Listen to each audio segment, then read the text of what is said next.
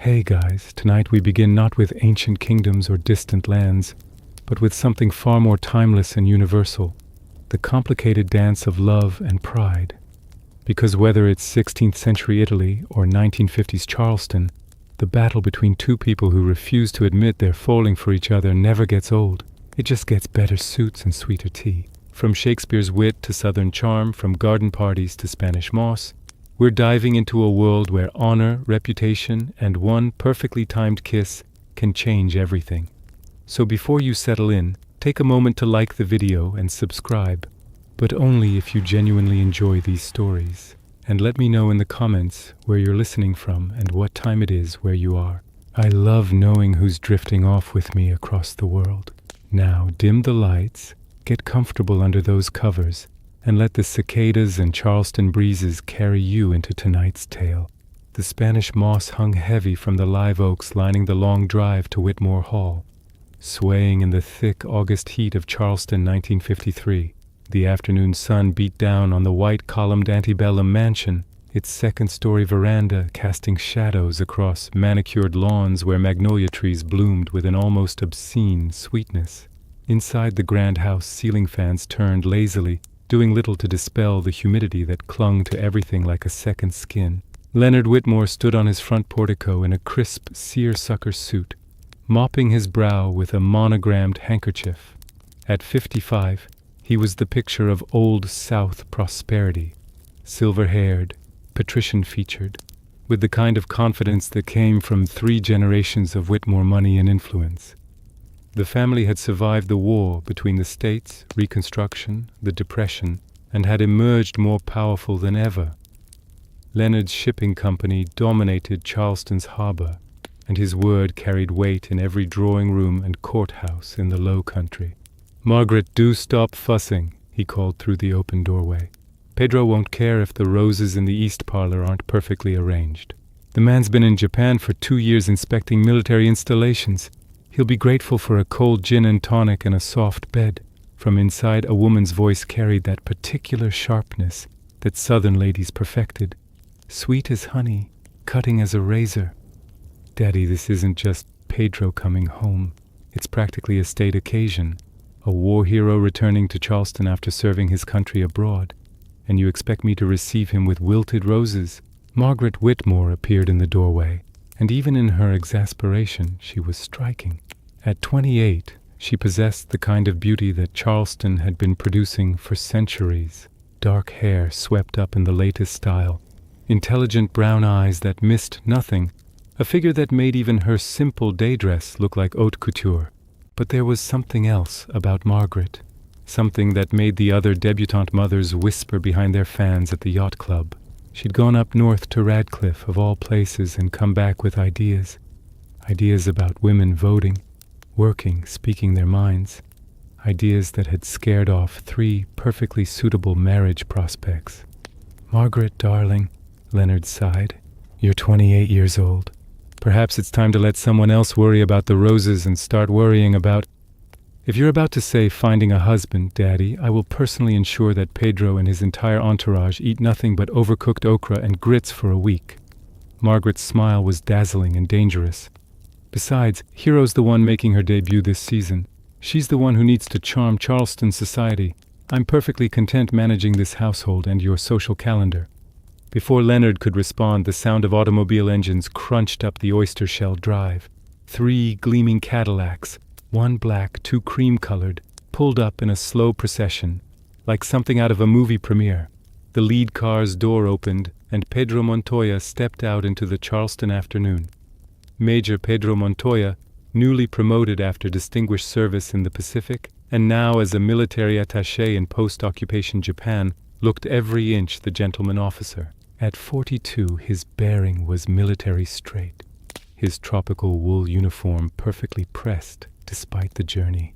His face carried the weathered handsomeness of a man who'd seen both war and peace, with silver just beginning to thread through his dark hair at the temples. More importantly, Pedro carried himself with that rarest of Southern qualities, earned authority rather than inherited presumption. "Leonard!" Pedro's voice boomed with genuine warmth as he mounted the steps. 2 years is too long to be away from civilization. I've been dreaming of low-country cooking and intelligent conversation since Tokyo. The two men embraced with the easy affection of old friends. They'd attended the citadel together decades ago, had served in the war, and had maintained their bond through all the years since. As they separated, Pedro turned toward the house just as Margaret stepped fully into view. "Good Lord," Pedro breathed. "Little Margaret Whitmore. Can this possibly be the girl who used to put frogs in the punch bowl at garden parties?" "Major Montoya," Margaret said with exaggerated formality, though her eyes sparkled with mischief. "I only did that once, and the frogs were a scientific experiment. Welcome home." Behind Pedro, the other car doors were opening. From the second vehicle emerged Claude Sterling, 25, blonde, and impossibly handsome in the way that made mothers of debutantes check their lipstick reflexively. He'd been Pedro's aide in Japan, came from an old Virginia family, and possessed both a silver star and devastating charm. He looked around Whitmore Hall with the appreciative eye of a young man ready to fall in love with everything, especially after 2 years of military discipline abroad. "Claude, my boy," Leonard called. "Welcome to Charleston. Come inside before this heat prostrates you." But as Claude started forward, the third car's occupant finally emerged, and something in the air shifted. Benedict Harper unfolded himself from the Cadillac with the casual grace of a man who'd never quite bent to anyone's expectations. At 35, he cut a striking figure, tall, with dark hair, worn just slightly longer than military regulation would allow, sharp features and eyes that seemed perpetually amused by some private joke. He wore civilian clothes, a linen suit that managed to look both expensive and carelessly worn, and he carried himself with the confidence of someone who'd seen too much of the world to be impressed by mansion-columned porticos or family names. "Ben," Pedro called, "stop lurking by the car like you're planning an escape route." "Just admiring the architecture," Benedict drawled, his accent carrying traces of Charleston, but overlaid with something else. "Years in New York, perhaps, or Europe. Though I'm trying to calculate how many genuine antiques are inside versus how many clever reproductions to impress the tourists." Margaret's eyes narrowed dangerously. She'd heard about Benedict Harper, the black sheep of another fine Charleston family who'd fled south after the war, made a fortune in journalism up north, and now wrote cutting articles for Harper's Magazine about the New South that made conservative Charleston society apoplectic. She'd even agreed with some of his points, though she'd die before admitting it. "Mr. Harper," she said coolly, "I assure you everything in Whitmore Hall is absolutely genuine, from the furnishings down to our hospitality. Whether you're capable of recognizing quality when you see it remains to be demonstrated." Benedict's eyes met hers, and something electric passed between them. Recognition, challenge, and the first spark of what would become an unforgettable summer. "Miss Whitmore," he replied, his smile slow and dangerous, "I've spent 2 years in Japan, learning to appreciate subtlety and restraint. I look forward to discovering whether Charleston still remembers how to provide either." The battle lines, though no one knew it yet, had just been drawn.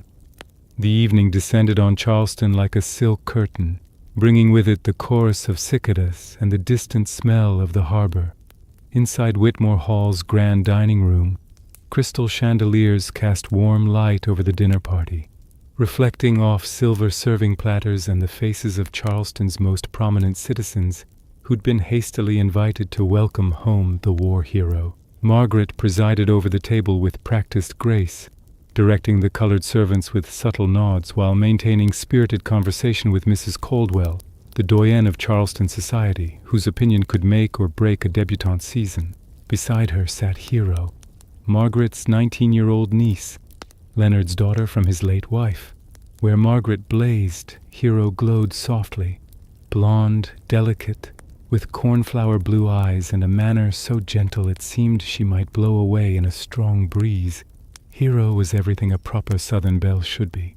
"Hero, darling," Mrs. Caldwell cooed, "your father tells me you'll be presented at the St. Cecilia Ball this season. How thrilling! You must be practicing your curtsy day and night." "Yes, ma'am," Hero replied softly, her voice barely carrying over the gentle clink of silverware. "Aunt Margaret has been very patient with me." From across the table, Claude Sterling couldn't take his eyes off her. He'd barely touched his she-crab soup, too entranced by the way candlelight played across Hero's face, the way she tucked a strand of blonde hair behind her ear when she was nervous. It was the kind of instant infatuation that poets wrote sonnets about. Pure, idealistic, overwhelming. "Claude, you look positively thunderstruck," Pedro observed with amusement. "Have you never seen a Southern belle before?" "Not like her," Claude breathed, then caught himself, blushing furiously. Miss Hero is very lovely, sir." "Careful, boy," Benedict said from his position at the other end of the table, swirling bourbon in his glass. "You're about to tumble head over heels into that dangerous territory called romance. It's a sickness, you know. Scrambles the brain, makes intelligent men write terrible poetry and moon about like love-sick calves." Margaret's fork hit her plate with a sharp click. "How fascinating, Mr. Harper, that you speak of romance as though it were a medical condition to be avoided. I suppose in your worldly travels you've discovered some immunity to human feeling." "Not immunity, Miss Whitmore. Inoculation. I contracted a mild case in my youth and have been blessedly resistant ever since." "How very convenient for you. Though I suspect the women of New York are equally grateful for their own immunity to your charms." Pedro laughed, nearly choking on his wine. "Leonard, I believe we're witnessing something special here. Ben and your Margaret are like two roosters in a hen house." "More like two cats in a burlap sack," Benedict corrected. "Miss Whitmore clearly believes herself the wittiest woman in Charleston, and I'd hate to disillusion her by pointing out there's considerable competition." "And you clearly believe yourself God's gift to intelligent conversation," Margaret shot back, her eyes flashing dangerously. "Tell me, Mr. Harper, do they teach condescension at those fancy northern magazines? Or is it a natural talent?" Leonard cleared his throat diplomatically. "Perhaps we should discuss the real reason for Pedro's visit. You mentioned in your telegram something about extended leave?" Pedro set down his glass, his expression turning more serious. 3 months, actually. The Army's given me time before my next posting, and I've brought these two with me because, frankly, after what we've all been through, the war, the occupation duty, the constant military protocol, we needed to remember what we were fighting for. Home, tradition, beauty. His eyes swept the elegant room. This is America, Leonard. This is what we preserved." "Hear, hear," murmured several guests approvingly, but Margaret's eyes had narrowed thoughtfully. "And what about the America that's changing, Major? The Supreme Court's been hearing arguments about school segregation. Women are entering the workforce in record numbers. The old ways aren't the only ways anymore." An uncomfortable silence fell over the table. Mrs. Coldwell's fan snapped open with disapproval. "Margaret, darling," Leonard said warningly. "No, it's quite all right," Pedro said smoothly. "Margaret always did have the sharpest mind at any table. It's one of Charleston's great mysteries why some man hasn't been brave enough to marry her." "Perhaps," Benedict interjected, "because Miss Whitmore terrifies them. Any man with sense knows that marrying a woman smarter than himself is asking for a lifetime of losing arguments." "And any woman with sense," Margaret countered sweetly, "knows that marrying a man afraid of her intelligence is asking for a lifetime of boredom."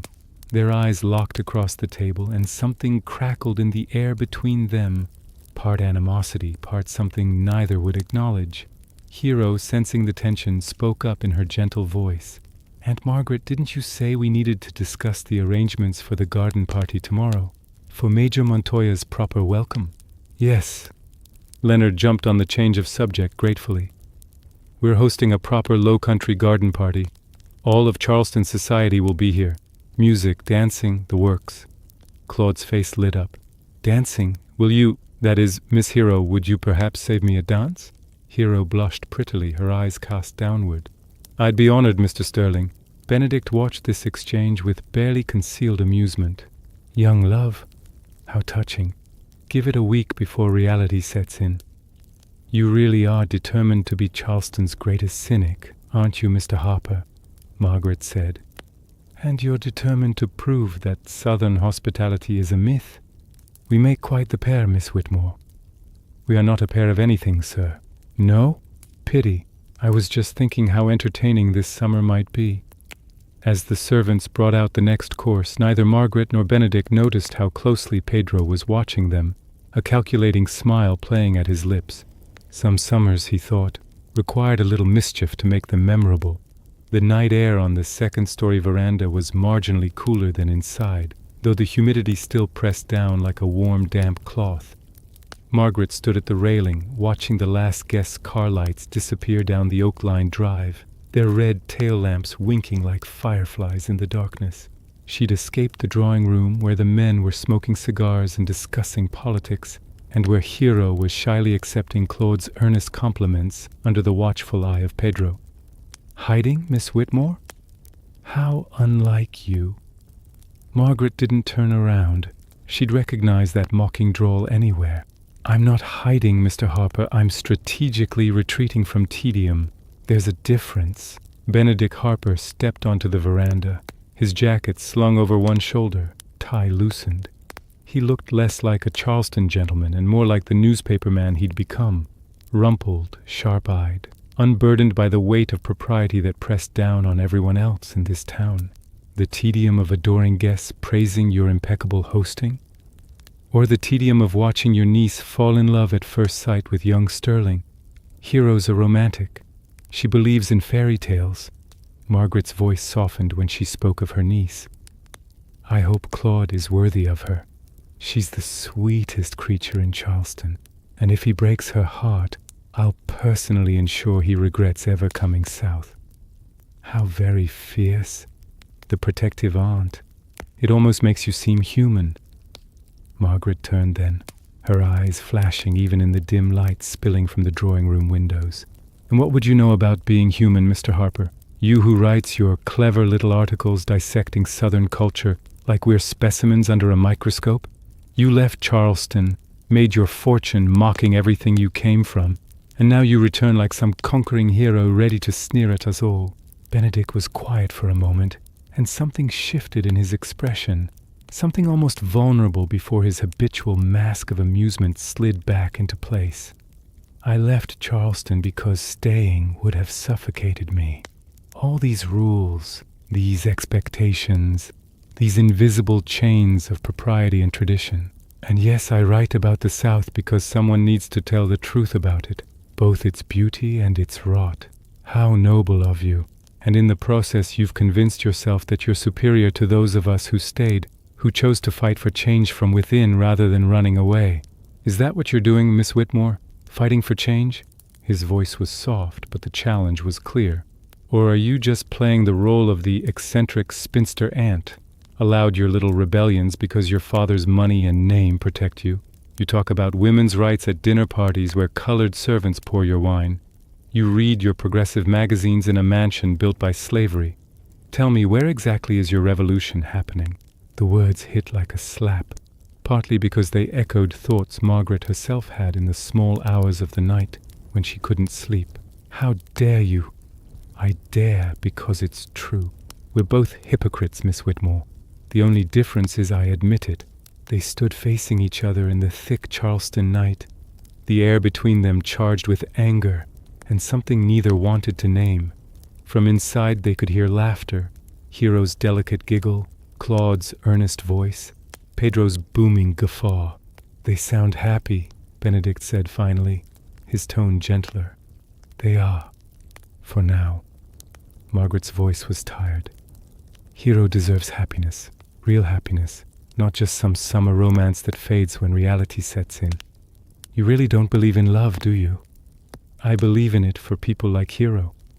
Sweet, genuine people who haven't been disappointed yet. But for people like us?" She shook her head. "We're too smart, too cynical, too damaged by reality to fall for fairy tales." "People like us," Benedict repeated, something unreadable in his voice. "So you admit we're alike?" "I admit nothing of the sort." "Liar!" But he said it almost affectionately. "We're exactly alike, Margaret Whitmore. We see through the performance everyone else is staging. We're both trapped between the world as it is and the world as it should be.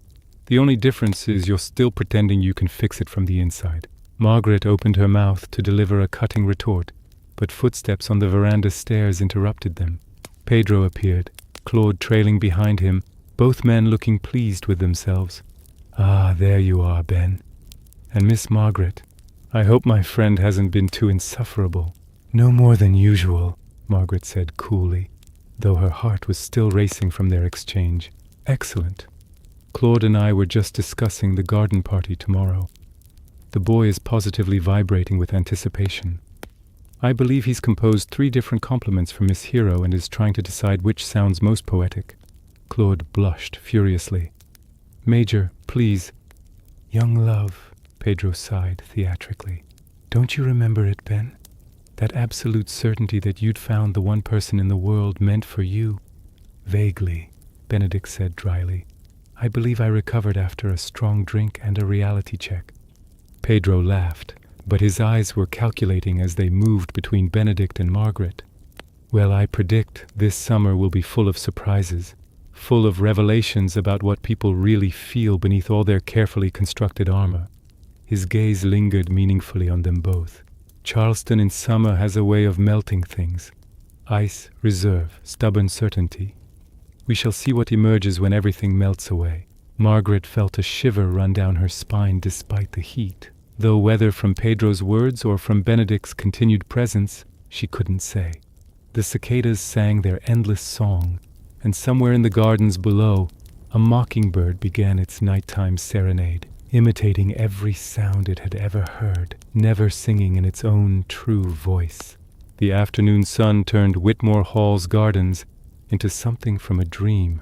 White-clothed tables dotted the lawn beneath the live oaks, their Spanish moss swaying gently in the breeze that came off the harbor. A string quartet played Gershwin and Cole Porter from the gazebo, the music drifting across perfectly manicured grounds where azaleas and camellias bloomed in profusion. The cream of Charleston society had turned out in their summer finest. The men in white dinner jackets and pastel suits, the ladies in full-skirted dresses that made them look like flowers themselves, their gloved hands holding cocktails that sweated in the heat. Margaret moved through the crowd with practiced grace, playing hostess with the skill of someone born to it. Her dress was pale green silk that brought out the darkness of her hair and eyes, fitted at the waist and full-skirted in the new look style that Dior had made fashionable. She smiled, she chatted, she ensured everyone had drinks and hors d'oeuvres, all while keeping one eye on Hero. Her niece stood near the rose garden, a vision in pink organdy, listening with rapt attention as Claude Sterling described something with animated hand gestures. The boy hadn't left Hero's side since the party began 2 hours ago, and Hero's cheeks were flushed with pleasure in the heat. "They're quite taken with each other," Pedro said, appearing at Margaret's elbow with 2 glasses of champagne. He offered her one. "Young Claude asked me this morning if he'd be presumptuous to request a private audience with your father. After knowing Hero for less than 24 hours, Margaret accepted the champagne, frowning slightly. "That's rather quick, isn't it?" "That's love, my dear. It doesn't follow social calendars." Pedro's smile was warm, but something flickered in his eyes. Calculation, perhaps, or amusement. "You disapprove?" "I don't know Claude Sterling well enough to approve or disapprove.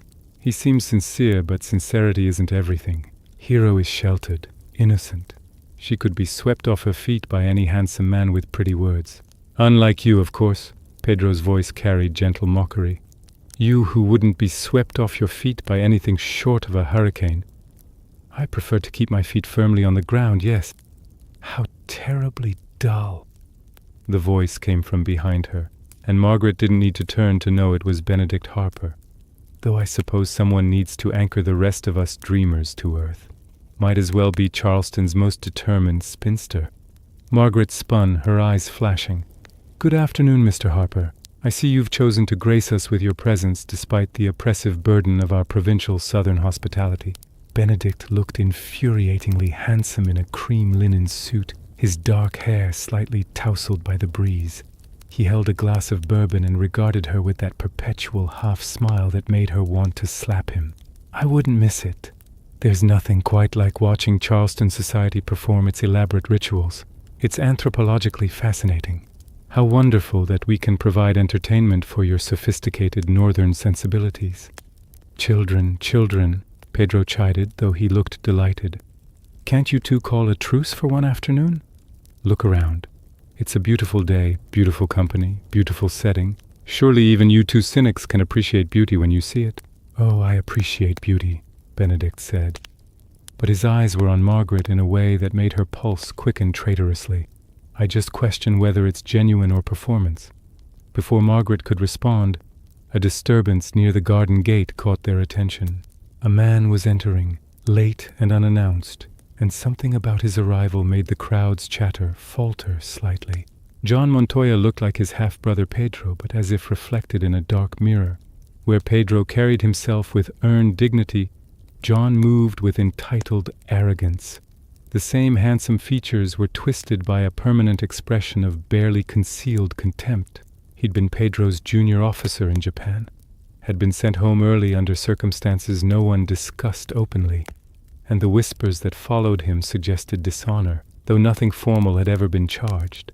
Oh, hell, Pedro muttered, his bonhomie vanishing. What's he doing here? I invited him, Leonard said, approaching their group with obvious discomfort. He's your brother, Pedro. I couldn't very well exclude him from a party in your honor without causing talk. Half-brother, Pedro corrected tightly. And you should have caused talk.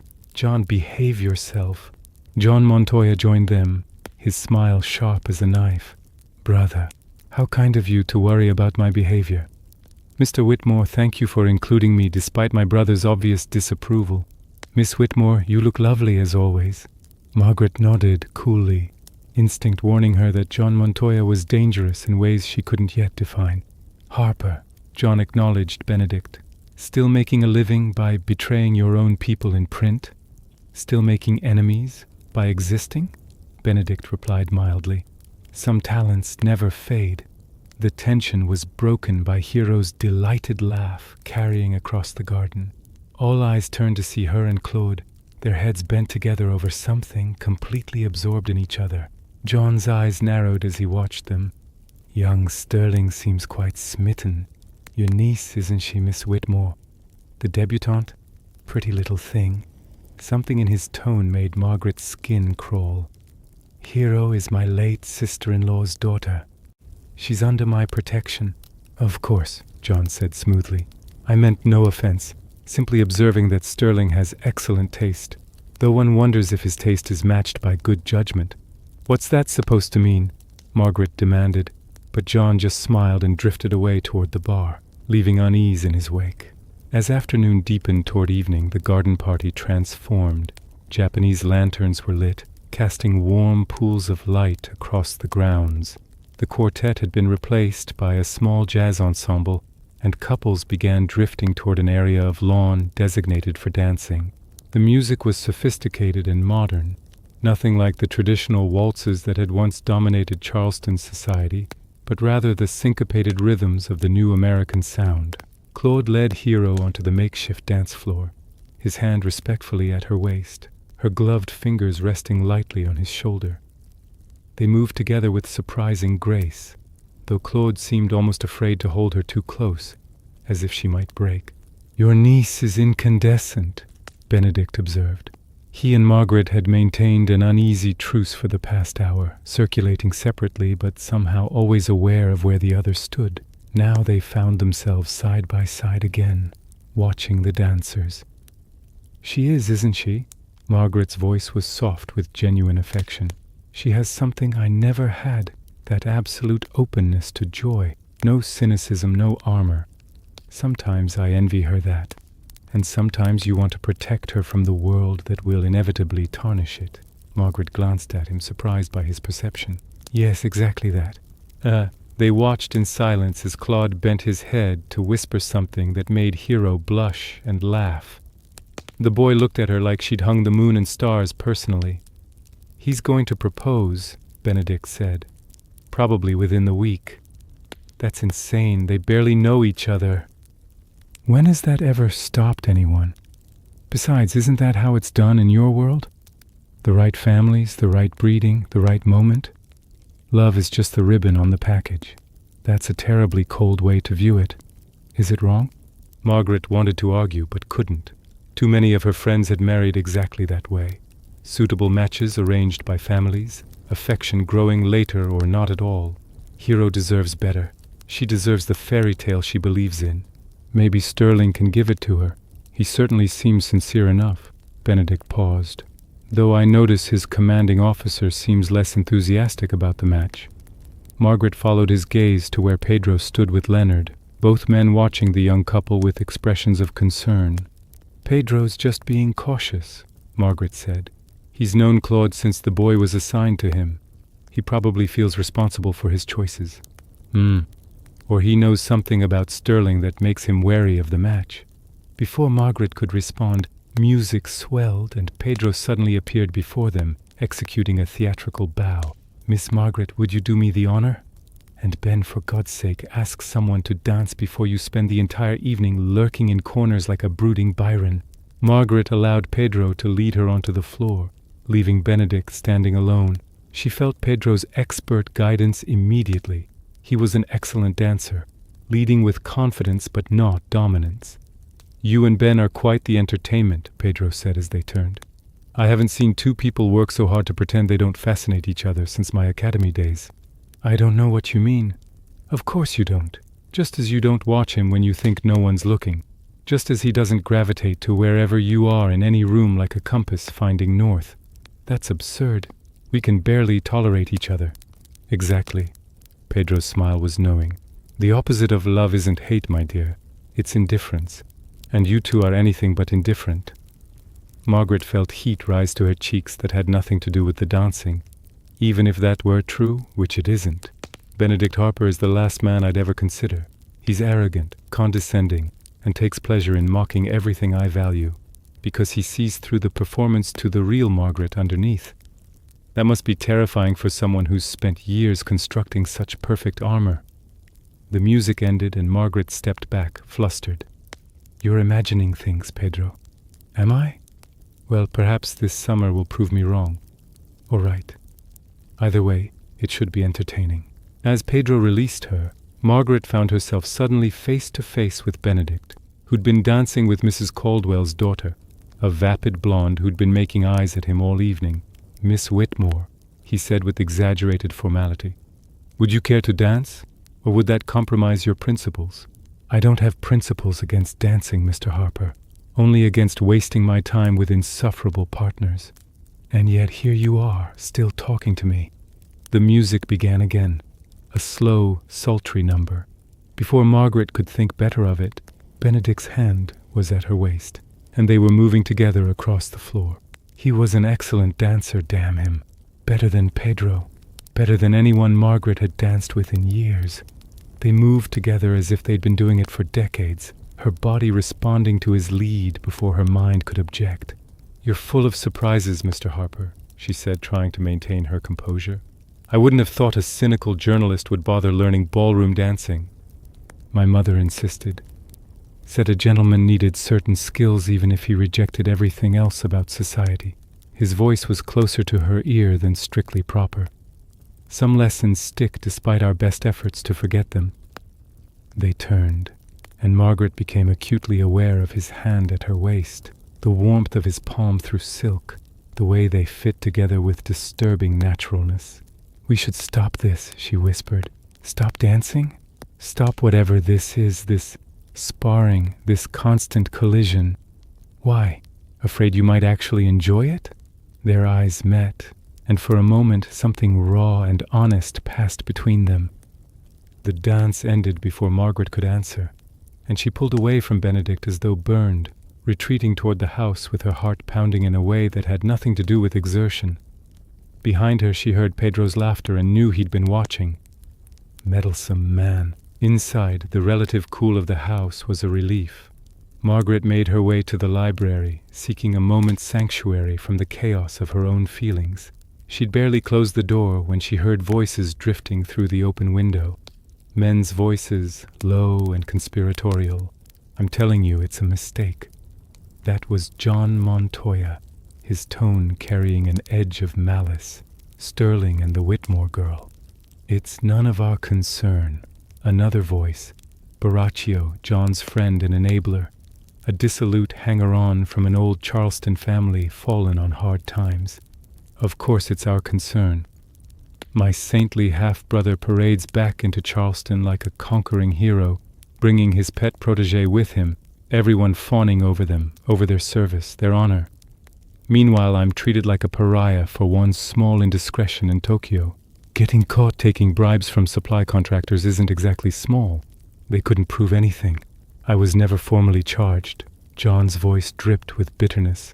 "But Pedro made sure I was sent home in disgrace anyway. Always so righteous, always so perfect. Well, let's see how perfect he looks when his golden boy ruins himself." Margaret pressed closer to the window, her breath caught. "What do you mean?" Borachio asked. "Young Sterling thinks he's in love with sweet, innocent hero Whitmore. But what if he discovered she wasn't so innocent? What if evidence emerged that the little debutante has been less than pure? That she's been meeting someone secretly, compromising herself? But she hasn't? Doesn't matter what's true. Matters what people believe. Perception is reality in Charleston society, Borachio. You should know that.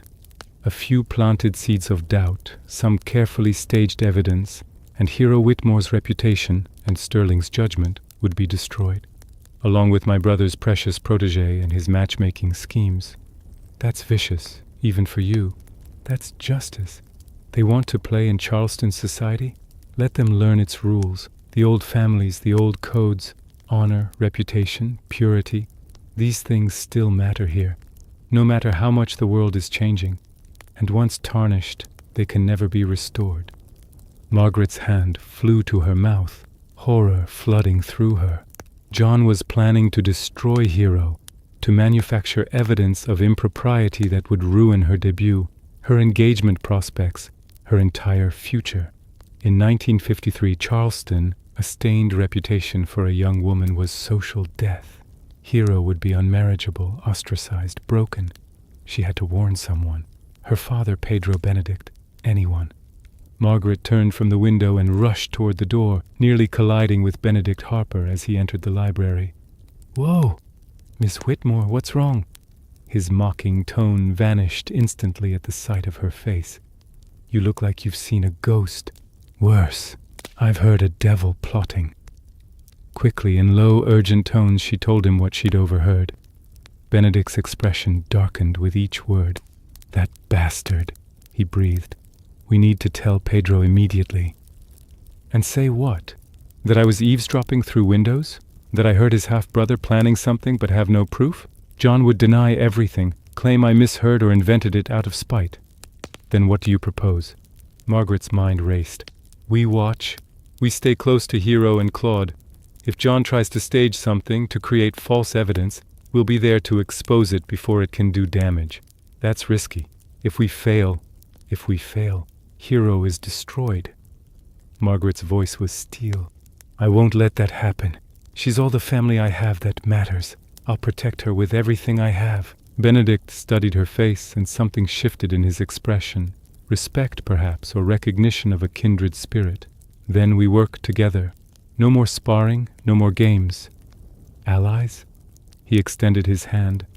Margaret looked at it, then at him, seeing past the mockery and arrogance to something genuine underneath. "Allies," she agreed and placed her hand in his. The contact sent electricity through her arm, but she forced herself to focus. Outside, the party continued in blissful ignorance. The music played, the lanterns glowed, and somewhere beneath the live oaks, Hero danced with Claude, believing the summer held nothing but promise. Margaret and Benedict stood in the darkened library, hands clasped, united by purpose if not by temperament, and watched through the window as John Montoya emerged from the shadows, his face twisted into a smile that promised nothing but poison.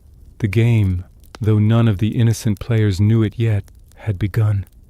And the stakes were higher than anyone imagined, not just Hero's reputation, but the fragile, impossible thing growing between two people who'd sworn never to be vulnerable again. Charleston in summer could melt ice and reserve, Pedro had said. but it could also scorch and destroy. The question was, which would prevail?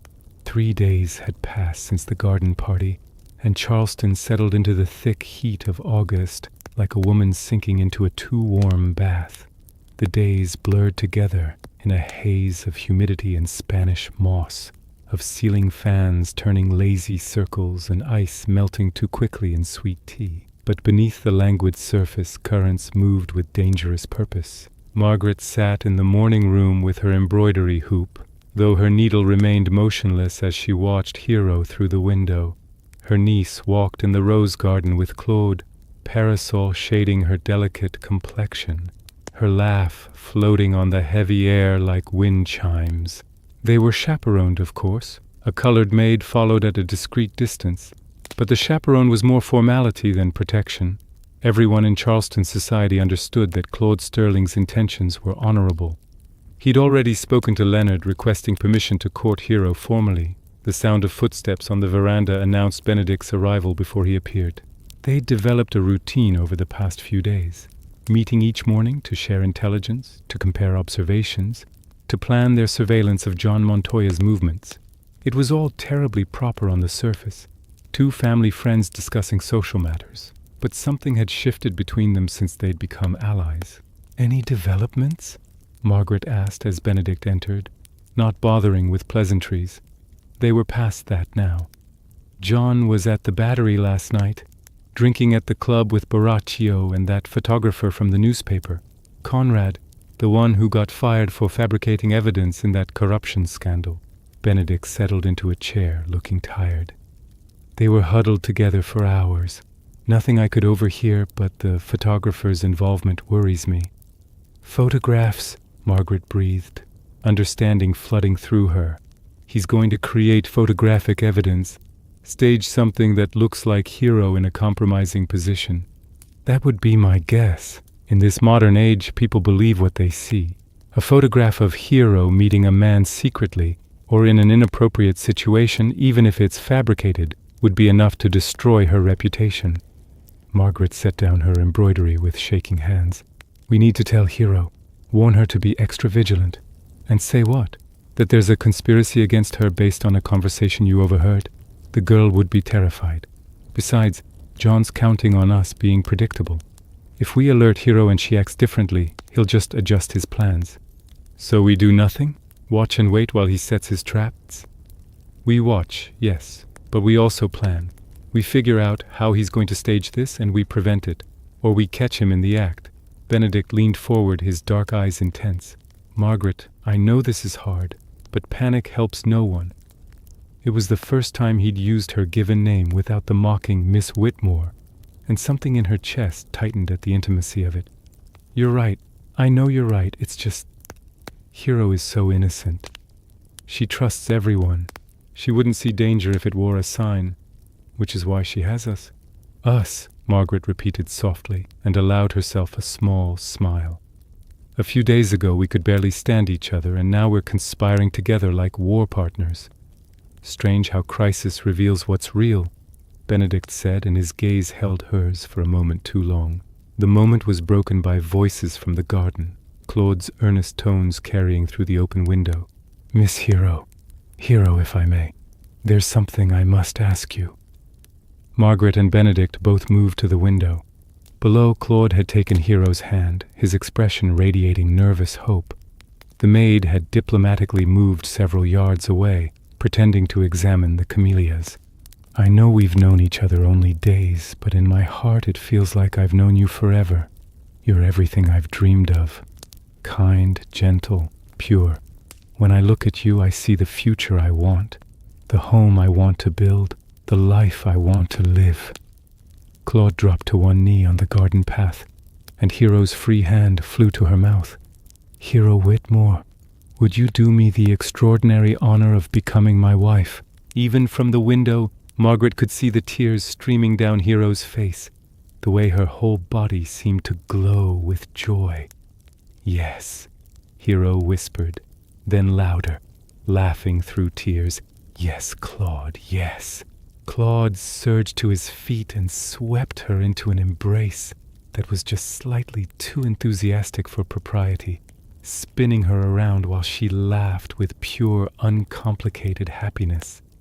The maid beamed, already planning how to spread the news through Charleston's servant network, which meant all of society would know by sundown. Margaret felt tears prick her own eyes.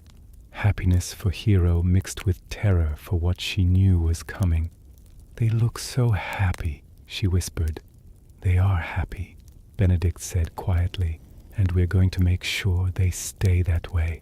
John Montoya will not destroy this."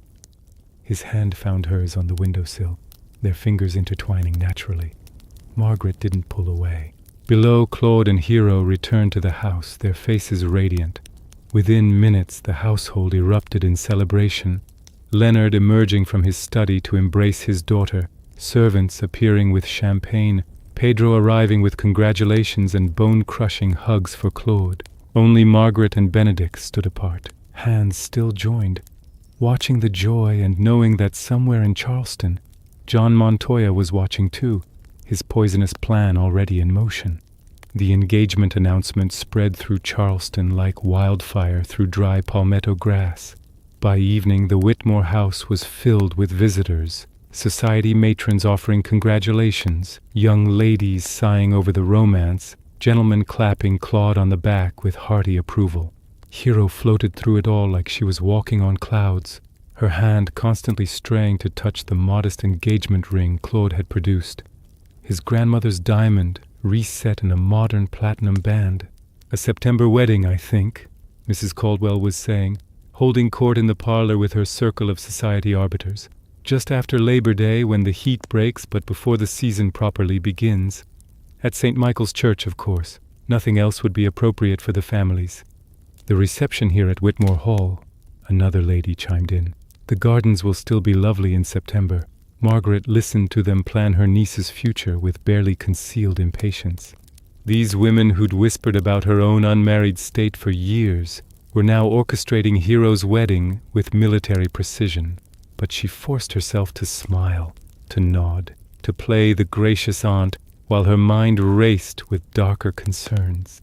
Where was John Montoya?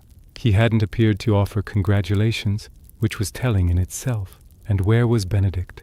He'd slipped away during the initial celebration, claiming he needed to check something, and hadn't returned. "Aunt Margaret?" Hero appeared at her elbow, her face flushed with happiness. "Isn't it wonderful? I can hardly believe it's real. This morning I was just Hero Whitmore, and now I'm someone's fiancée, Mrs. Claude Sterling. Doesn't it sound like music?" Margaret pulled her niece into a fierce embrace, breathing in the scent of her rosewater perfume. "It sounds perfect, darling. You deserve every happiness." "I know some people will say it's too fast," Hero continued, her voice dropping to a whisper. "Mrs. Caldwell already made a comment about modern rushing, but Claude and I just know. When something's right, you feel it in your bones, don't you?" "I suppose you do," Margaret said softly, thinking of dark eyes and a mocking smile that had somehow become essential to her days. "Do you think you'll ever marry, Aunt Margaret?" Hero asked with the innocent directness of the very young. "You're so beautiful and clever. Surely there's someone who could match you." "I'm quite content as I am, sweet girl. Some of us are meant for different paths." Hero's eyes suddenly sparkled with mischief. "But I've seen how Mr. Harper looks at you, and how you pretend not to notice him while watching him from the corner of your eye.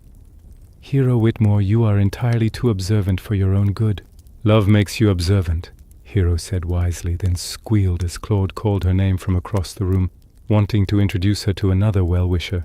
Margaret watched her go, this girl-woman who believed in fairy tales and happy endings.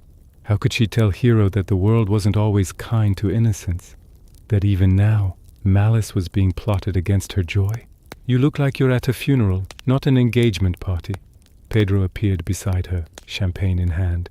"Though I suppose for a confirmed spinster, watching someone else's happiness can be bittersweet."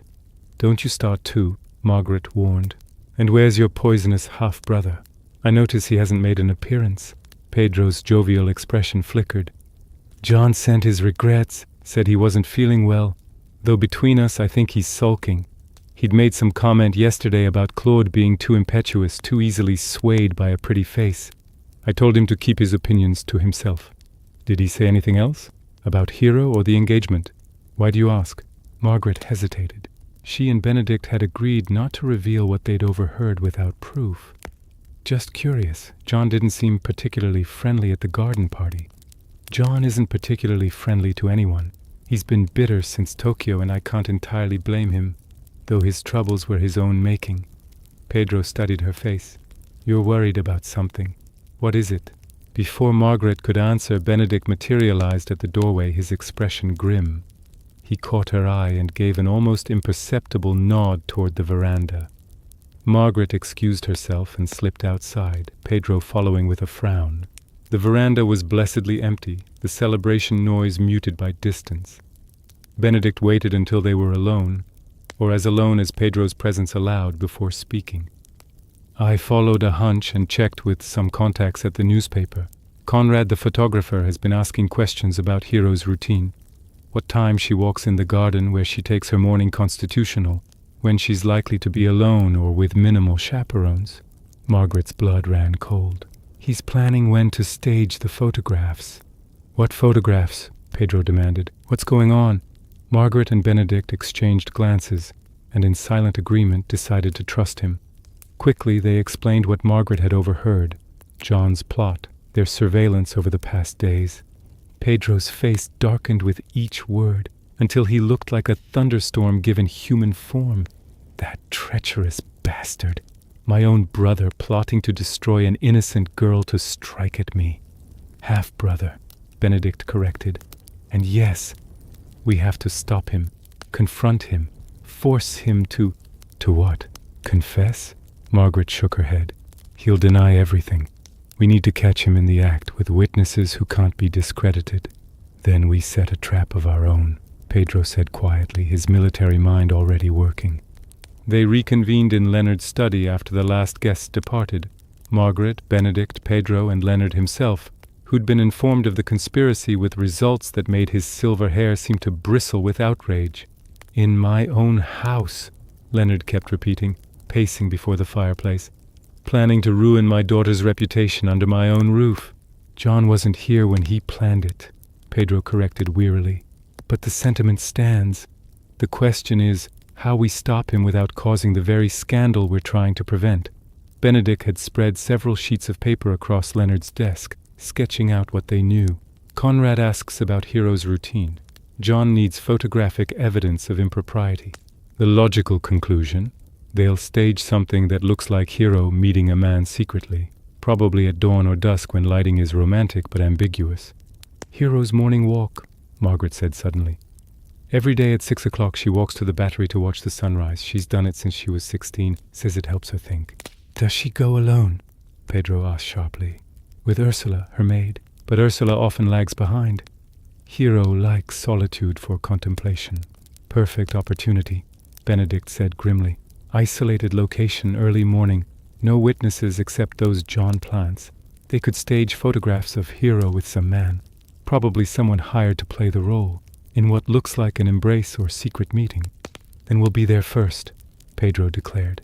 Hidden, watching. When they make their move, we expose them. It's risky, Margaret warned. If something goes wrong, if we do nothing, something definitely goes wrong, Benedict interrupted. Pedro's right. We set our own trap. Tomorrow morning we're there before Hero. We watch, we wait, and when John's people move, we catch them red-handed. Leonard nodded slowly. And I'll have the sheriff standing by. Conrad's done this before. Fabricated evidence. The newspaper fired him, but no charges were pressed. This time will be different. What about Hero? Margaret asked. Do we tell her? No, Pedro said firmly. She can't know. If she acts differently, if she's nervous or aware, John will sense it and abort. Everything must appear normal. Margaret hated it, but she understood. Then I'll make sure she keeps to her routine. I'll even encourage her walk. Tell her the morning air will be good for her nerves about the wedding. That's my girl, Benedict said softly, and Margaret felt warmth spread through her chest at the approval in his voice. They planned until past midnight. Positions, contingencies, signals. Pedro would bring 2 men he trusted absolutely, former soldiers from his command. Benedick would position himself near the photographer's likely vantage point. Margaret would ensure Hero left the house on schedule, then circle back to join them. Leonard would have the sheriff arrive at his signal. As the meeting broke up, Margaret found herself alone with Benedick on the veranda, the Charleston night wrapping around them like velvet. "Are you frightened?" he asked quietly. "Terrified," she admitted. "Not of the confrontation, of failing Hero, of her discovering how close she came to destruction. She won't fail because we won't fail." Benedick's hand found hers in the darkness. "You know, when I came back to Charleston, I expected to hate every moment, to be suffocated by all the things I'd escaped. But you've surprised me, Margaret Whitmore." "Have I?" Her heart was beating too fast. Ding. "You're not what I expected. Not the provincial Southern belle playing at progressivism. You're real, fierce, willing to fight for what matters." He paused. "I was wrong about you." "I was wrong about you too," Margaret confessed. "I thought you were just another cynic who'd abandoned his home and spent his time mocking from safety. But you came back, and when it mattered, you stayed to help." They stood close in the darkness, the air between them charged with everything unspoken. Benedick's thumb traced circles on her palm, and Margaret felt her carefully constructed walls crumbling. "After this is over," he began. "After Hero is safe and John is dealt with." "Don't," Margaret whispered. "Don't make promises in the dark that daylight will make impossible." "What if I want impossible things?" "Then you're a fool. I've been called worse." His free hand came up to cup her cheek, and Margaret's breath caught. "What if I told you I'm falling in love with a sharp-tongued Charleston spinster who terrifies me and fascinates me in equal measure?" "I'd say you've been out in the sun too long." "Margaret." "I'd also say," she continued, her voice barely audible, "that she might be falling too, against all reason, all sense, all self-preservation." Benedick's smile was visible even in the darkness. "Then we're both fools. The worst kind." He kissed her then, soft and questioning, and Margaret answered by pulling him closer. For a moment there was no conspiracy, no danger, no morning ambush to plan. Just 2 people who'd fought against connection finally surrendering to it. When they separated, Margaret pressed her forehead against his chest, feeling his heartbeat. "Tomorrow," she whispered. "Tomorrow we save Hero. And then we'll see." It would have to be enough. Dawn came to Charleston like a whisper, the sky lightening from black to deep purple to rose gold. The battery was nearly deserted at this hour. Just the occasional early fishermen and the gulls wheeling overhead, their cries sharp in the still air. The harbor stretched out dark and glittering, and the old cannons pointing seaward stood silent sentinel over the city's history. Margaret crouched behind a palmetto bush near the seawall, her dress already damp with dew, her heart hammering against her ribs. 50 yards away she could see Benedick's position behind a park bench. Pedro and his 2 men were concealed near the bandstand. The sheriff and a deputy waited in an unmarked car 1 block back. Everything was in place. At precisely 6 o'clock, Hero appeared on the path, parasol in hand despite the early hour. Ursula trailing behind with a shawl in case the breeze off the water proved too cool. Hero looked like something from a painting, her pale yellow dress ethereal in the dawn light, her blonde hair catching the first rays of sun. She walked with the unhurried grace of someone lost in happy thoughts, probably imagining her wedding, her future, all the beautiful impossibilities that love promised. Margaret's throat tightened watching her. So innocent, so vulnerable. For 10 minutes, nothing happened. Hero walked slowly along the sea wall, pausing occasionally to watch the water or breathe in the salt air. Ursula sat on a bench, yawning, her vigilance already waning in the peaceful morning. Then Margaret saw them. 2 men emerged from behind the old fortress wall. One was Conrad, the photographer, camera already in hand. The other was someone Margaret didn't recognize, but he was young, handsome in a rough way, and moved with purpose toward Hero. Margaret tensed, ready to spring, but Pedro's hand signal from across the park stopped her. "Wait," Let them make the move. They needed irrefutable proof. The young man approached Hero with apparent casualness, tipping his hat. "Excuse me, miss. I'm afraid I'm lost. Could you direct me to the harbor master's office?" Hero turned, all politeness and helpfulness. "Oh, of course. It's just 3 blocks that way, past the market." But as she pointed, the young man moved closer, his hand reaching for her arm as if to steady himself, pulling her slightly off balance. The movement brought them together in what could, from certain angles, look like an embrace. Conrad raised his camera. "Now!" Pedro's voice rang out. Everything happened at once. Pedro and his men rushed forward. Benedick sprinted toward Conrad. Margaret broke from cover toward Hero. The photographer tried to run, but Benedick tackled him, sending the camera flying. The young man released Hero and bolted, only to run straight into Pedro's waiting arms. Hero screamed, confused and terrified. Ursula jumped up, shouting. Somewhere behind them, the sheriff's car roared to life. "What's happening?" Hero cried. "Aunt Margaret, what?" But Margaret's attention was caught by movement near the fortress wall. John Montoya stepped out of concealment, his face twisted with rage at seeing his plot unraveling. And beside him, to Margaret's horror, was Claude Sterling. "You see," John was saying urgently to Claude, "just as I told you, your precious Hero, meeting men secretly in the early morning. I brought you here to spare you greater heartbreak. Better to know now what kind of woman she really is." Claude's face was white with shock, his eyes fixed on Hero, who still stood near where the strange man had grabbed her. "No," Margaret breathed. "No, this isn't. Claude, listen to me." But Claude wasn't listening. He was staring at Hero like she'd transformed into something he didn't recognize. "You come here? Alone? Meet men?" I've never." Hero's voice broke. "Claude, I don't understand. I take a morning walk, that's all. This man, I've never seen him before, She's lying," John said smoothly. "Claude, I've been watching for days. I suspected something wasn't right, the way she was too perfect, too sweet. No woman is that pure in this modern age. I have witnesses who've seen her here before, meeting that same man." "That's a damned lie," Benedick roared, still restraining the struggling Conrad. "This is a setup, Sterling. Your commanding officer's own brother hired this man and this photographer to fabricate evidence. We caught them in the act." But the damage was done. Margaret could see it in Claude's eyes. Doubt, hurt, confusion. John had poisoned him beforehand, prepared the ground so that even catching the conspirators red-handed wouldn't erase what he'd planted.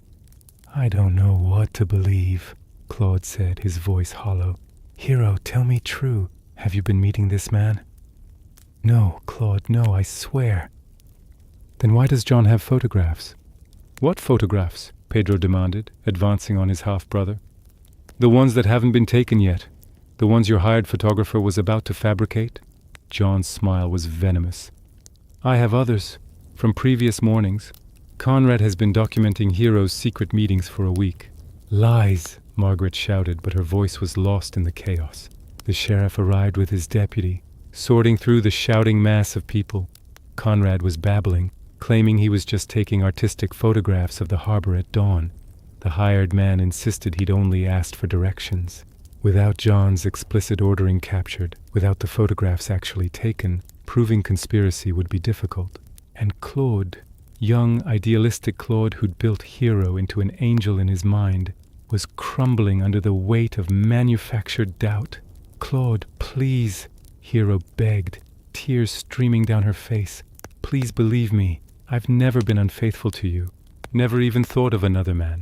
I love you. Only you." "Love," Claude repeated bitterly. "How can I know what's real? John warned me yesterday that you'd been seen here with someone. I didn't want to believe him. I told him he was mistaken, that you were perfect. But he insisted I see for myself this morning. And here you are, in that man's arms. He grabbed me. It was a trick, a setup." "Convenient that your aunt and Major Montoya were here to witness it. Convenient that Benedict Harper, who's been courting your aunt for days, was here too. How do I know this entire scene wasn't staged? Your family protecting you? Creating an alternative story?" The accusation was so twisted, so backwards from reality. that Margaret couldn't speak for a moment. John had done his work too well, planted his seeds too deep. "Sterling, use your head," Benedick said, releasing Conrad to the deputy. "Why would we stage catching conspirators if Hero was actually guilty? The logic makes no sense. Unless you're all protecting her, old Charleston family's closing ranks." Claude's voice was growing louder, more desperate. "My God, I've been such a fool. I saw what I wanted to see. The perfect southern belle, the innocent maiden. But Hero's been playing me for a fool, and her family's been helping her. Claude, that's enough!" Pedro's voice cracked like a whip. "You're not thinking clearly. This is exactly what John wants, to poison your mind against an innocent girl to hurt me. Oh, everything is about you, isn't it, brother?" John's mask had fully slipped now, his face ugly with hatred. Perfect Pedro, who never makes mistakes, never falls for a pretty face, never lets emotion cloud his judgment. Well, your precious protégé just learned a hard lesson. Charleston angels aren't always what they seem. Hero had collapsed onto a bench, sobbing so hard her whole body shook. Ursula knelt beside her, glaring daggers at everyone. Margaret moved to her niece, but Claude's next words stopped her cold. "The engagement is off." Silence fell like a guillotine blade. "Claude," Pedro began. "I said it's off." Claude pulled the ring from his pocket. Hero must have been wearing it on a chain around her neck, and threw it onto the ground. "I won't marry a woman I can't trust. I won't build a life on lies." "You're making a terrible mistake," Benedict said quietly. "The mistake was already made. Major Montoya, I request transfer to another command. I can't stay in Charleston after this." Claude's face was stony, but tears tracked down his cheeks. "I need to leave. Today." He turned and walked away, his back rigid with wounded pride and shattered dreams. Pedro called after him, but Claude didn't stop, didn't look back. Within moments he disappeared around the corner, taking with him all of Hero's happiness. The girl's sobs intensified, raw and broken. Margaret rushed to her, pulling her into her arms, but Hero was beyond comfort. Her reputation, her engagement, her future, all destroyed in the space of minutes. "You monster," Margaret hissed at John. "You've destroyed an innocent girl's life for revenge." "I've done nothing," John said calmly. "I tried to help my commanding officer's aide avoid a disastrous marriage. If Hero Whitmore's reputation is now in question, if society will wonder why her engagement was so abruptly broken, well, that's hardly my fault." "Sheriff, arrest this man," Leonard demanded, having finally arrived, breathless and furious. "On what charge, Mr. Whitmore?" The sheriff looked uncomfortable.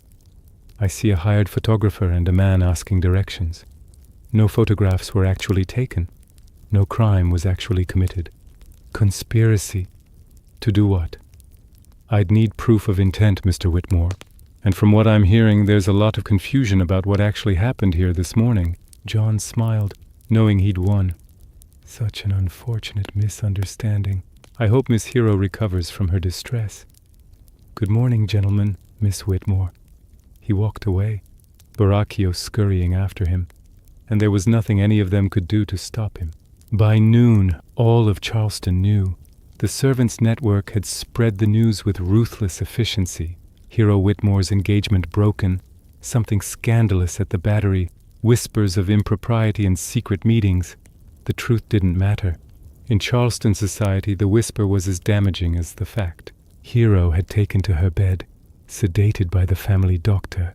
She'd cried until she had no tears left, then lay staring at the ceiling with eyes that saw nothing. Margaret sat beside her, holding her niece's limp hand, rage and helplessness warring in her chest. "I'm ruined," Hero whispered, her voice raw. "Even if Claude believed me eventually, even if the truth came out, the engagement was broken. People will always wonder why. They'll assume the worst." "We'll fix this," Margaret said fiercely. "We'll make everyone understand what happened." "How?" "By saying John Montoya plotted against me, but we can't prove it. By claiming the man who grabbed me was hired, but he's already left town. By insisting I'm innocent when the only witnesses are my own family." Hero laughed bitterly. a sound that broke Margaret's heart. "No one will believe us. They'll think you're protecting me. Charleston society loves a scandal, Aunt Margaret, and I've just provided the season's biggest one." Margaret had no answer because Hero was right. Already 3 families had sent notes cancelling social engagements. Mrs. Caldwell had written expressing her disappointment and suggesting Hero withdraw from the debutante season for everyone's comfort. The St. Cecilia ball invitation would surely be revoked by evening. Downstairs, Margaret could hear masculine voices, Leonard, Pedro, Benedict, all trying to strategize, to plan, to fix what felt unfixable. She'd left them to it, unable to stomach more talk of evidence and witnesses while Hero lay broken upstairs. A soft knock, and Benedict entered without waiting for permission. He looked haggard, his suit rumpled, his face drawn with exhaustion and anger. "How is she?" he asked quietly. "Destroyed." Margaret's voice cracked. "We failed, Benedict. We knew what John was planning. We set our trap, and we still failed. We caught them in the act, but not soon enough. Claude saw just enough to doubt, and John had already poisoned his mind. The truth doesn't matter when the lie is more compelling." Margaret stood, needing to move, to rage. "I should have told Hero, should have warned her, should have done something different." Benedict crossed the room and caught her shoulders, forcing her to look at him. "You did everything right. We all did. John just played a deeper game than we anticipated. He knew catching his people wouldn't matter if he'd already corrupted Claude's faith." "Then what do? We prove Hero's innocence so thoroughly that no one can doubt it. We find Conrad's previous photographs and expose them as fraudulent. We track down the man who grabbed Hero and make him confess who hired him. We dismantle John's conspiracy piece by piece until even Claude has to admit the truth. And if we can't?"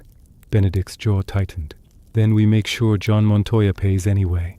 Pedro appeared in the doorway, his military bearing barely containing his fury. "Claude's packing. I tried talking to him, but he won't listen.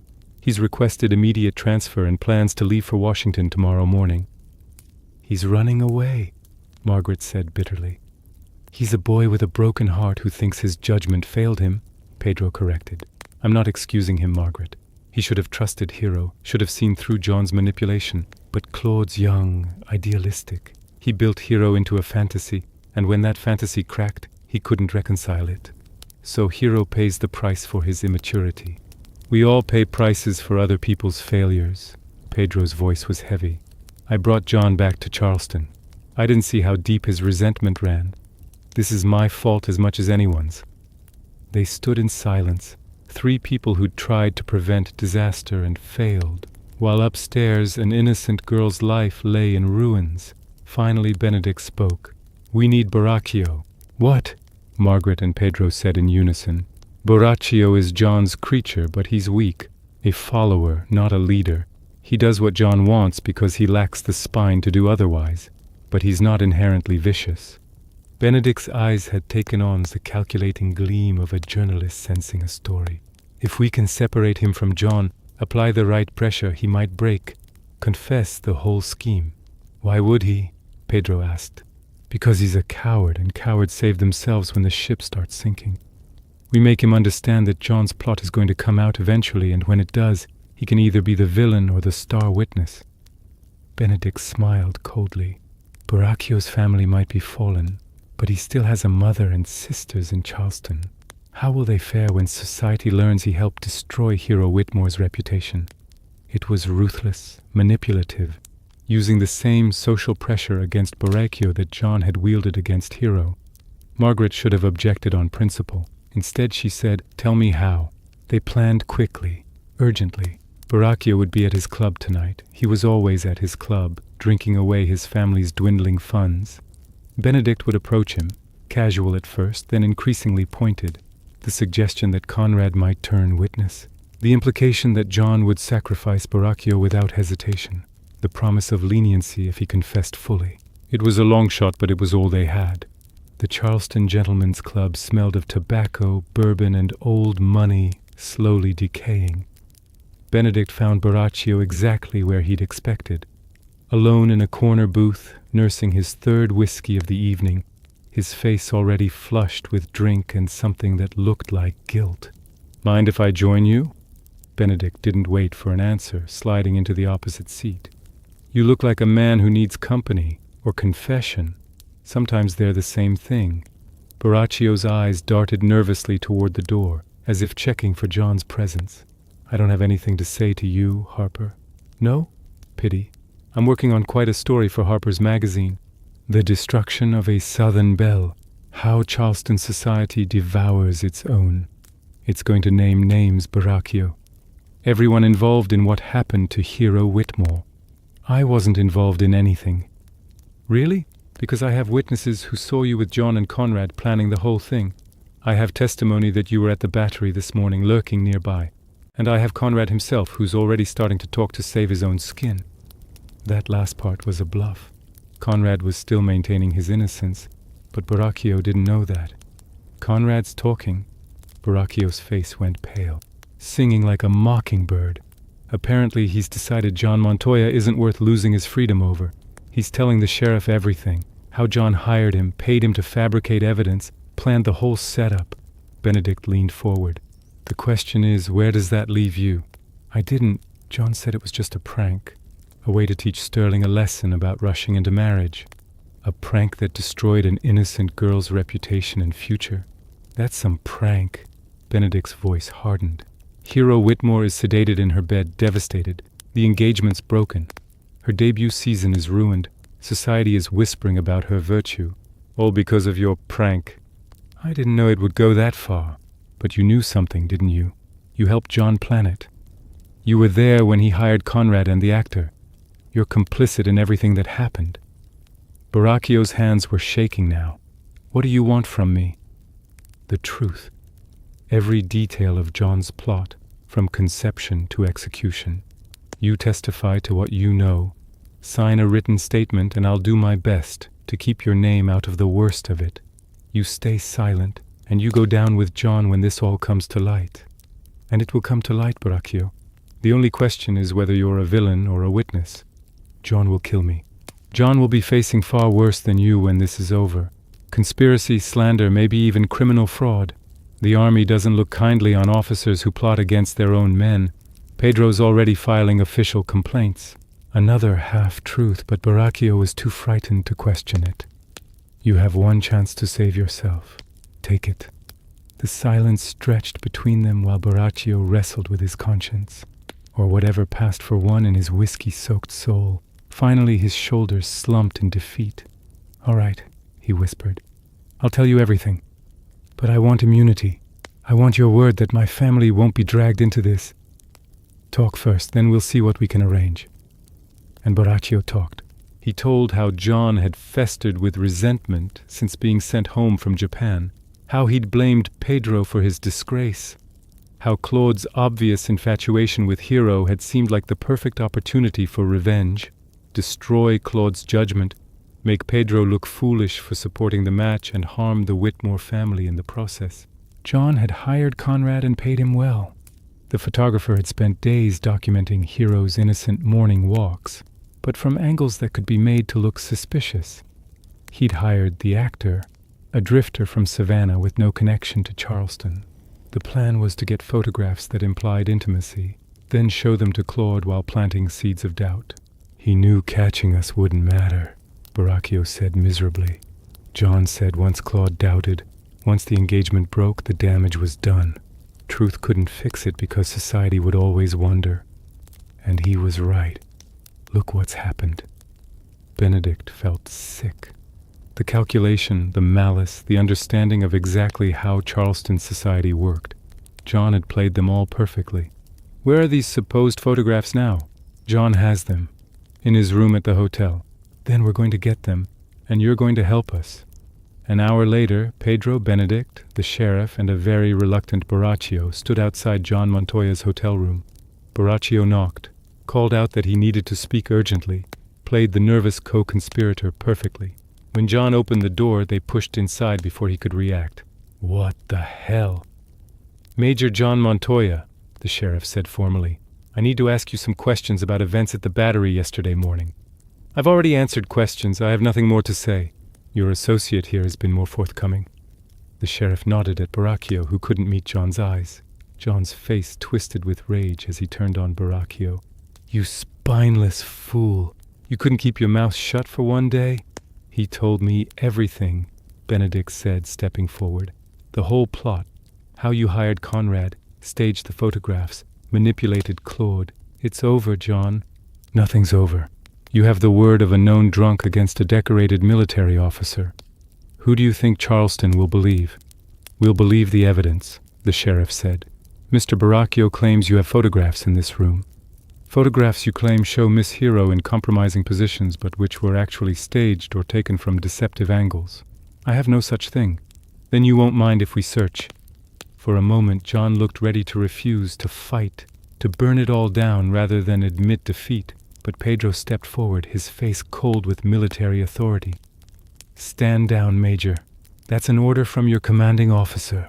You will surrender any materials related to Hero Whitmore, and you will answer for what you've done." Something in Pedro's voice, the absolute certainty of judgment, broke through John's defiance. His shoulders sagged slightly, and he gestured toward the desk. "Top drawer, the envelope." Benedick retrieved it, pulling out a series of photographs.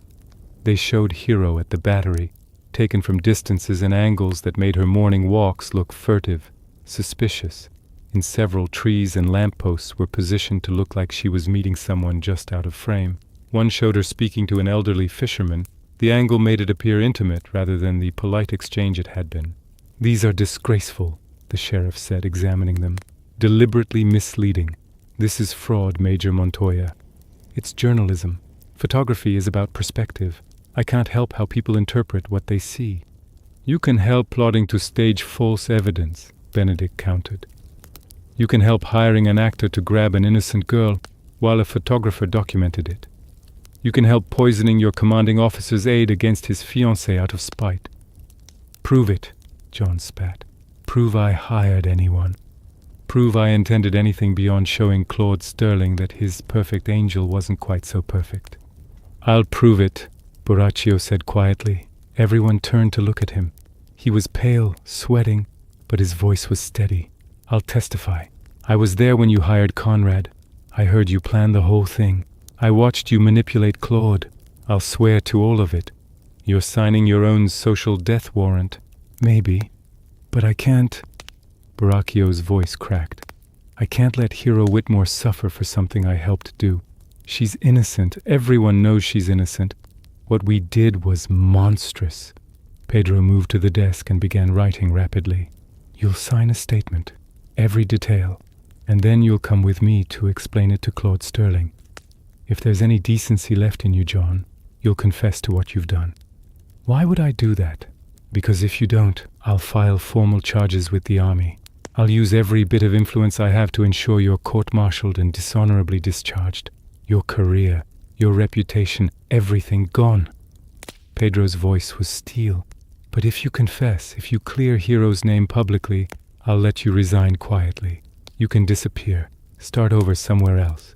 It's more mercy than you deserve." John stared at his half-brother, hatred and calculation warring in his expression. Finally he laughed, a bitter, broken sound. "You always win, don't you, Pedro? Always so righteous, so perfect." "Fine. I'll confess. I'll tell Sterling his precious Hero was pure as driven snow. I'll fall on my sword so you can maintain your reputation as Charleston's golden boy. This isn't about me. Everything's about you. It always has been.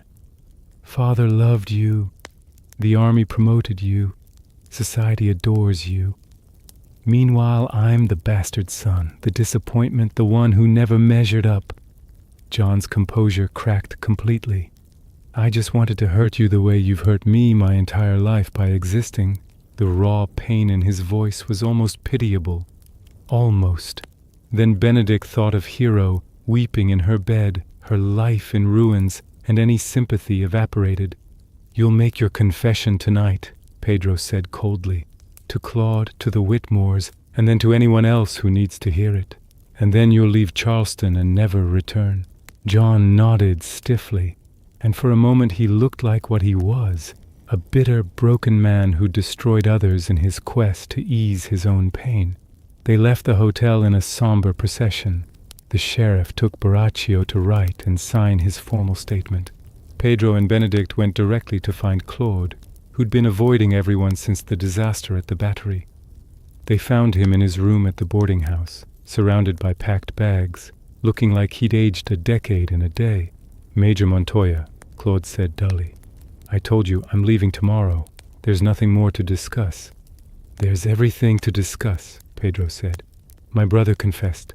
The whole thing was a setup to hurt me through you. Hero is completely innocent." Claude's face went white, then red, then white again. "What?" "John hired an actor, paid a photographer, staged everything you saw. He'd been planning it for days, poisoning your mind so you doubt what you saw. We caught them in the act, but by then the damage was done." "No," Claude whispered. "No, that can't. Hero, what have I done?" "You believed the lie over the woman you claimed to love," Benedict said harshly. "You abandoned her when she needed you most. You broke her heart and her reputation because your pride was wounded."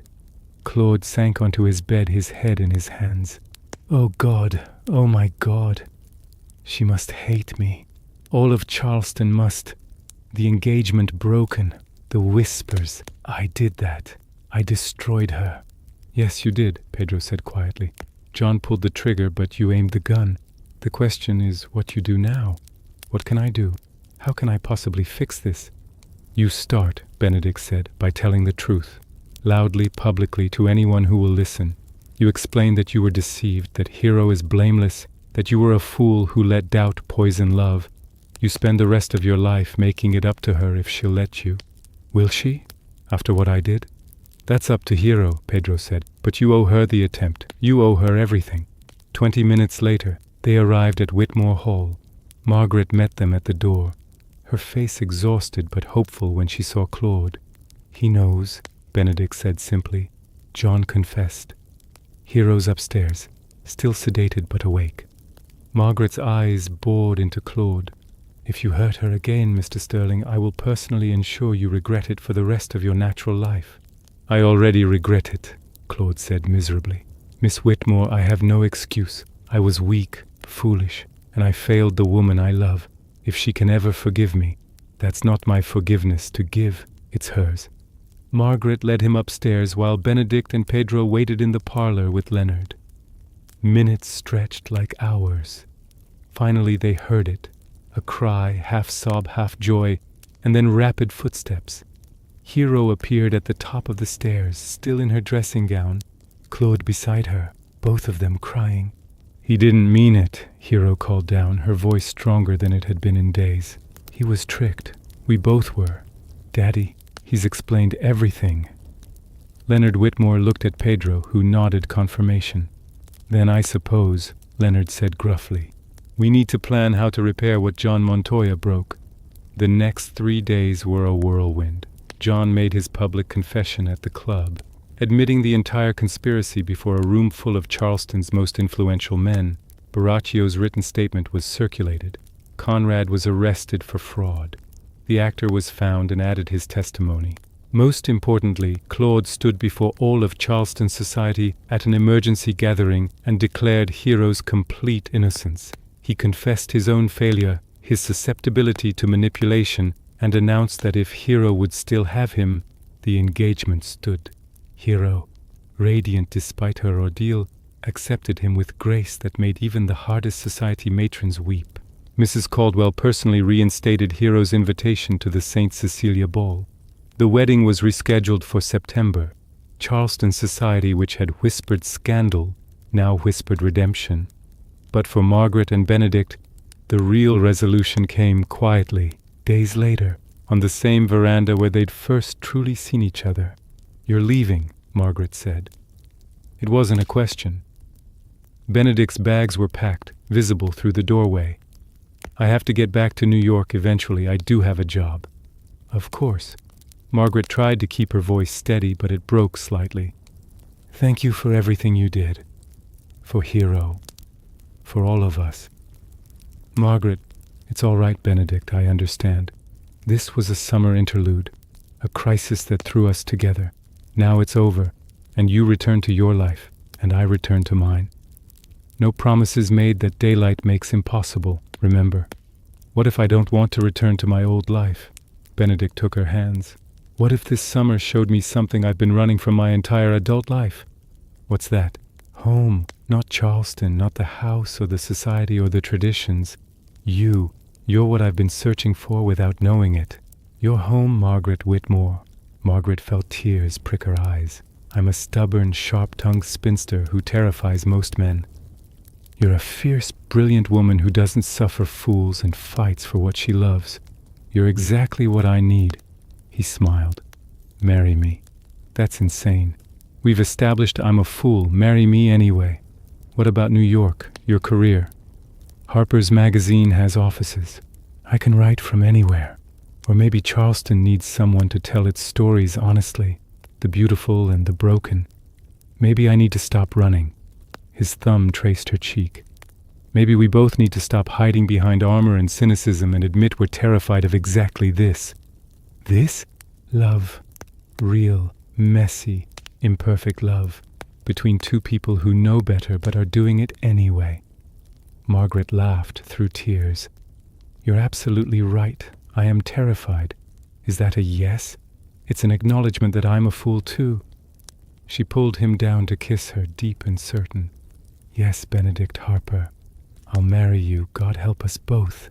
Below in the garden, Hero laughed at something Claude said. Above, the stars began appearing in the Charleston sky, and on the veranda, two cynics who'd found each other held on tight, knowing that some summers changed everything.